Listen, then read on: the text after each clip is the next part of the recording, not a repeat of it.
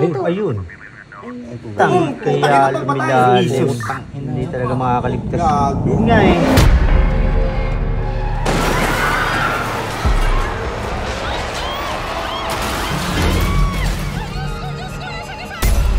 Nabalitaan niyo ba yung aksidente doon sa may palengke sa akin? Oh my, ito ba yung may kumakalat na video? Yung babaeng nabangga ng jeep? Ay! Grabe! Bago daw masagasaan yung babae, nakitaan ng walang julo, hey! Di ba sabi sa pamahiin, senyalis daw yun na mamatay ng isang tao? Hoy! Tigil na kayo. Nakilabutan ako sa inyo.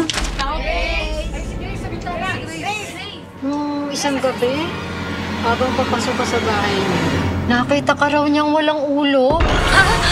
Ang sabi daw, dapat pag mga ganyan, sinasampal mo yung tao. O kaya bigyan mo ng babala.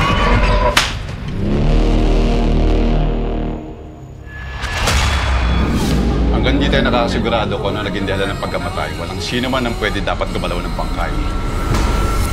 Kailangan ng mga tao ang tulong mo. Paano kung yung bagay na meron ako may kapalit pala? Nang makarating sa akin ang mga usap-usapan sa lungsod, alam ko na ito ay isang nakakapangilabot na sumpa.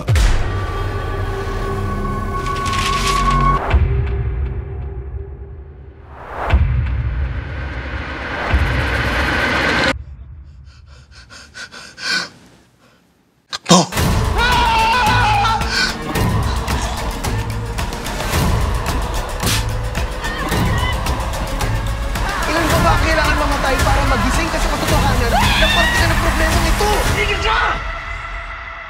Ang kamatayan ng isa ay mas maigi sa kamatayan ng nakararami.